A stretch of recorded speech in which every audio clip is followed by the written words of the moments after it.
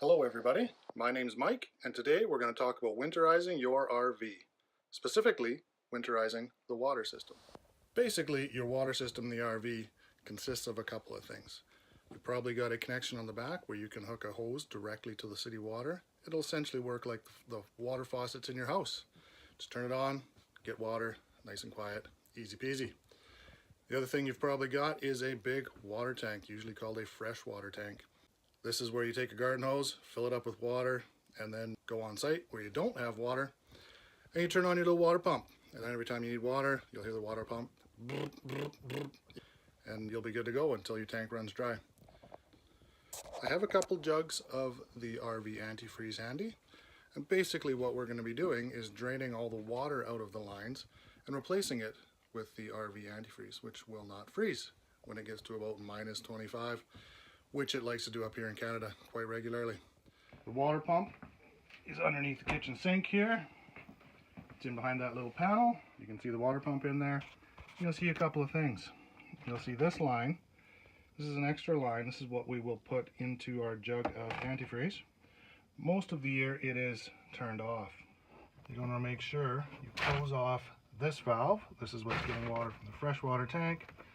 Open up that valve, and that will pump water out through there into your system for the trailer. What you're going to be looking at is the hot water tank.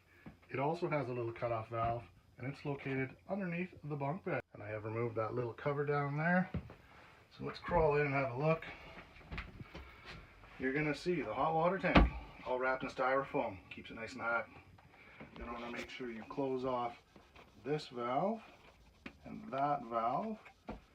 That will keep the cold water from going into the hot water tank and the hot water from coming out. You want to make sure you open this valve back here. That's the bypass. So one thing you want to make sure you don't forget is to close that lockout on your hot water tank. You don't want your antifreeze getting in there, otherwise your water will smell and taste like antifreeze basically for the rest of its life. And you also want to make sure your hot water tank gets drained. There's going to be a drain on the outside of the trailer. We're going to go outside right now and have a look at that and make sure that is empty before we start. The water tank and all that is located right behind this little panel. Turn this little switch, open the door, all the goods. Specifically, that plug right there. Opening this drain can be a real pain in the butt. You'll notice you can't put a socket on it. Unless you got the arms and hands of a 10-year-old, you probably can't get your hands in there. And try not to wreck it. It is made of nylon, so it is very fragile.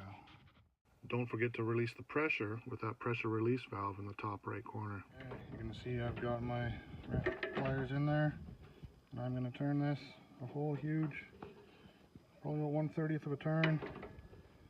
Slowly, slowly, slowly. There we go, it's fingered loose now. There we go.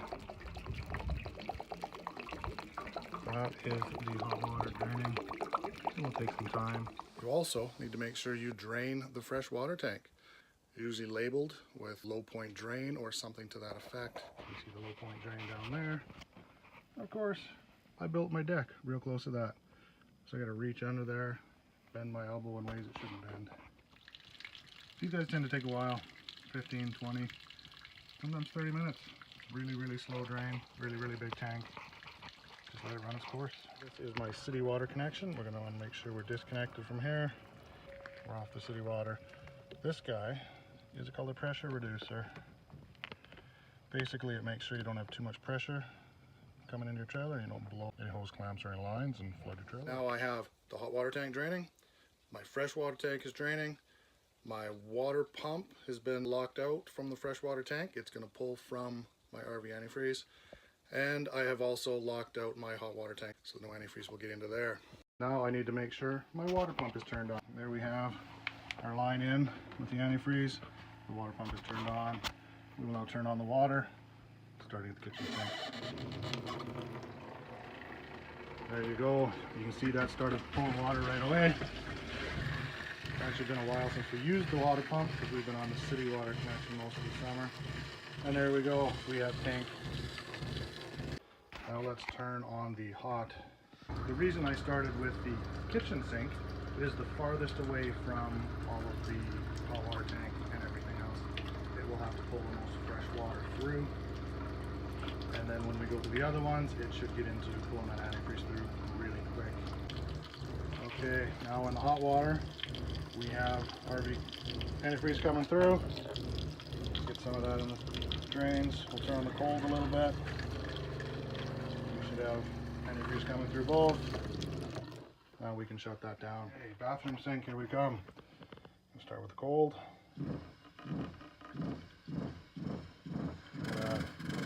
We got the antifreeze almost right away. I like it. Let's turn on the hot. Fresh water. That is antifreeze right away. I'm going to run the both a little bit for a second. Make sure we get lots down in that drain. Make sure it's good to go. I think we're good there. I'm going to flush here a little bit.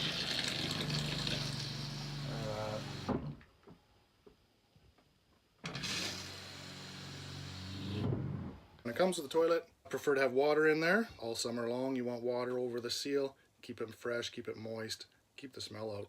A1. When it comes to the winter, the smell's not much of an issue, but it is still the black water tank. You don't want that smell coming into your trailer for 6 months. So I prefer to run a little bit in there until we have antifreeze. Probably going to dry out anyway, but I'll put a little in there. Just makes me feel better. And now we're going to look at the shower. So I'm going to put that down on the floor. And once again, I'm going to start with the cold. Oh, there we go. We got some antifreeze coming out. I'm going to turn on the hot. Just go back to clear water. There we go. And then as that hot water line fills, we'll start getting antifreeze out of there again. Looks like we're there. So now I'm just going to turn both the hot water and the cold water a little bit. A little bit of water from both. Make sure we get lots in that drain.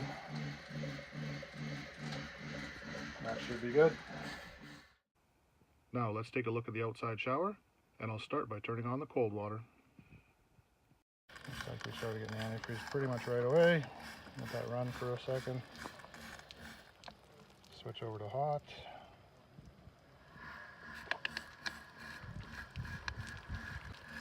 Looks like we got lots of antifreeze coming there, so I'm going to turn the cold on as well. A little bit of both coming through there. Obviously no drains involved. We are good. So we're going to look at our hot water tank here. Looks like she's done. Barely a trickle out of that. And we're going to leave that plug off all winter anyway. If there's anything that tries to freeze, it has room to escape. So we're going to lock it up. I used about that much of my bottle here. I thought I got way too much, but last year I got really close, so I didn't want to come up short. I'll just store it under the trailer. We'll be good for next year. Ready to roll. You also need to empty out both your gray water and your black water tanks. Our gray water empties out through that hose into a tank we have buried in the ground. Our campground has a company with a pumper truck come through and empty out all the black water tanks, for a nominal fee of course. We'll be paying that. So that pretty much covers all the water lines that we have in my particular trailer. Your trailer may be a little bit different. They're all basically the same. Your user guide should have some diagrams of the shutoff valves around the hot water tank. Yeah, look around, get some pictures, make sure you know what you're doing before you start. When it comes to next summer, of course, we're all coming out. We're going to enjoy the RV once again. You could just watch this in reverse. Shine it into a mirror maybe. Play it backwards. There you go. Next spring, I will make another video basically reversing this process. That wraps it up for winterizing your RV. Hopefully you found something useful in here. If it was good, please subscribe. I'll be making more of these in the future. If you have any questions, by all means, ask away. I'll see what I can do. All right, I will see you all next spring when we reverse this procedure and get ready for another summer of camping.